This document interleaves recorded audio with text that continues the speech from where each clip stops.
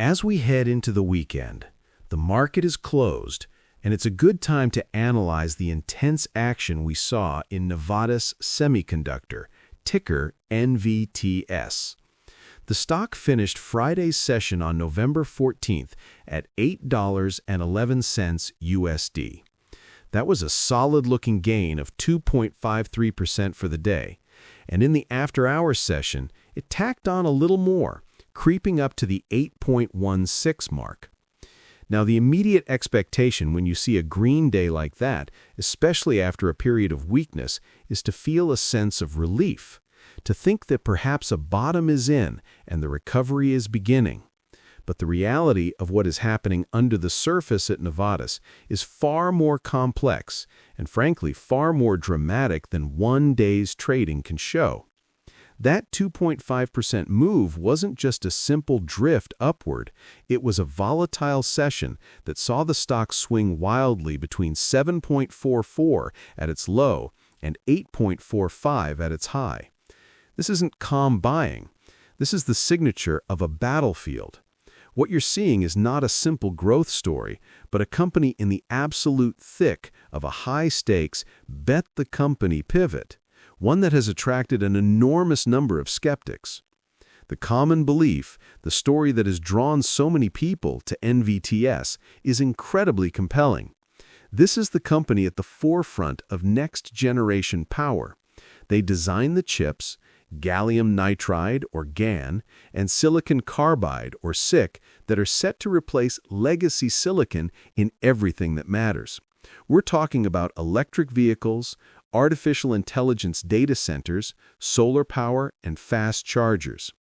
The narrative is potent. These chips are smaller, faster, and waste less energy as heat.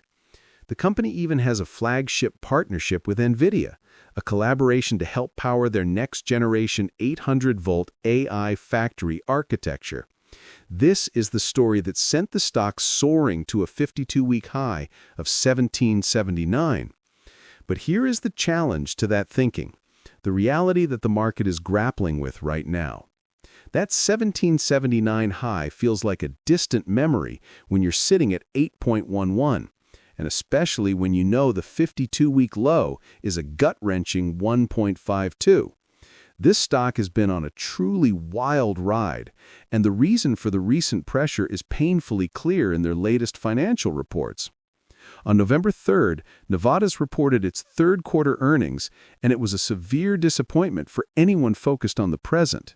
Revenue didn't just miss expectations. It came in at $10.1 million, a staggering 53% decline from the same period last year. The company also missed on profitability, posting a loss that was wider than analysts had forecast.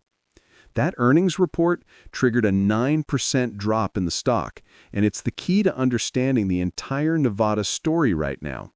The company's leadership is calling this Navitas 2.0. What this means is that they are intentionally winding down their older, lower-margin business, particularly in the China mobile and consumer charger market, to double down on the high-power, high-margin future of AI data centers, EVs, and industrial applications. This is an aggressive strategic pivot. The expectation is that this move will lead to a more profitable, sustainable company. The reality is that it creates a terrifying near-term financial gap. You're watching a company's revenue evaporate from one business line before the new, more complex business lines are ready to fill the void. This pivot is not free. Just a few days after the earnings miss on November 7th, Navitas announced it was raising $100 million through a private placement. This move secures the cash they need to fund the pivot and survive the revenue trough, but it also dilutes existing shareholders. This combination of a massive revenue decline, widening losses, and shareholder dilution is a perfect storm. It explains Friday's volatility. The bulls are buying the Navitas 2.0 story and the NVIDIA partnership, seeing 8.11 as a bargain for the long term. The bears are looking at the 53% revenue collapse and the cash burn and are concluding the company is in a perilous position. This brings us to the most critical factor influencing the stock price today, the short sellers. Navitas has become one of the most heavily shorted stocks on the market.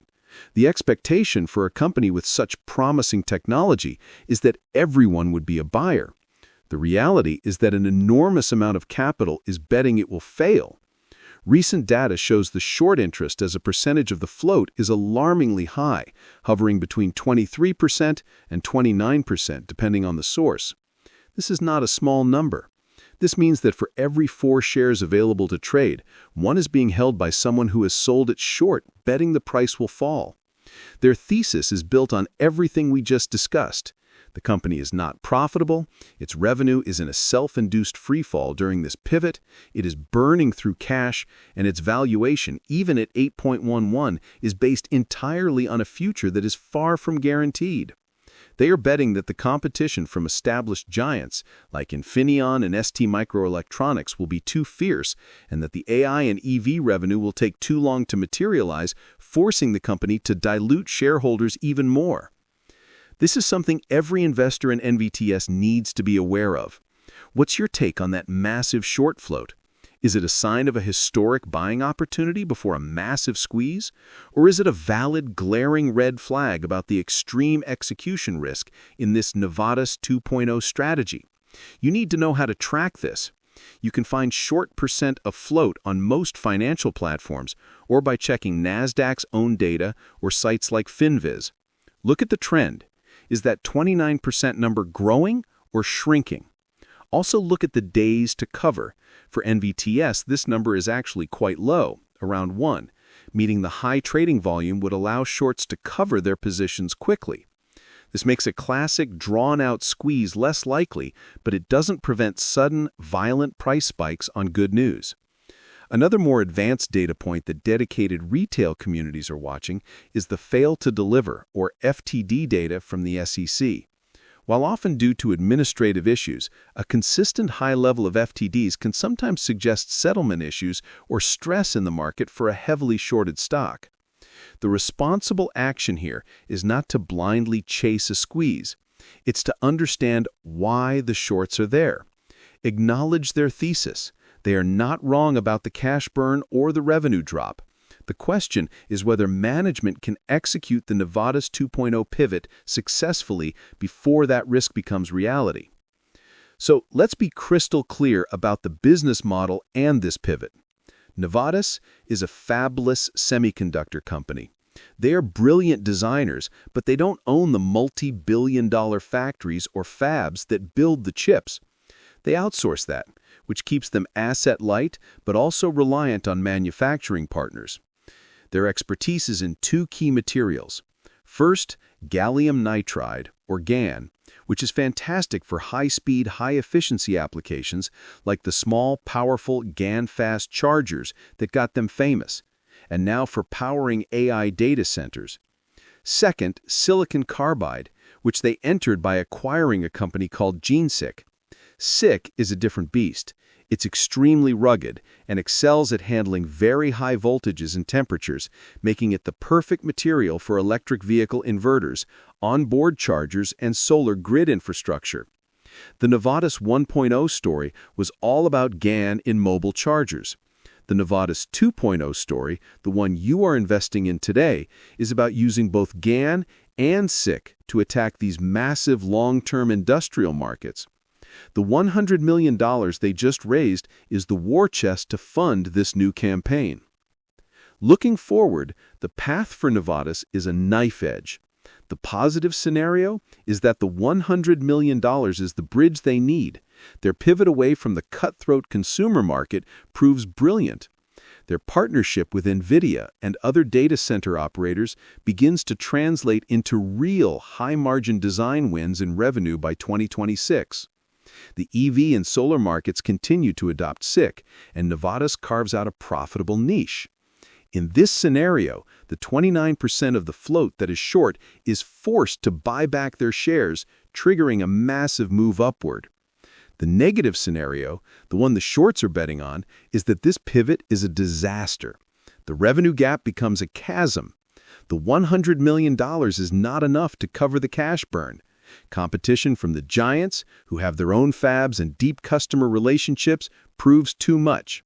The NVIDIA partnership yields little in the near term, and the company is forced to raise more cash in a year, diluting investors at an even lower price. The 52-week low of 1.52 haunts this scenario.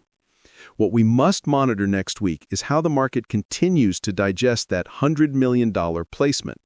We need to watch institutional filings to see who bought into that private placement. Was it long-term strategic partners or funds that might sell quickly? We must also watch the analyst ratings. After the Q3 miss, some analysts have targets below the current price, while others are still looking long-term. This division is at the heart of the stock's volatility. Before we finish, I want to hear your position. How many shares of NVTS are you holding, and are you here for the original GAN mobile story, or are you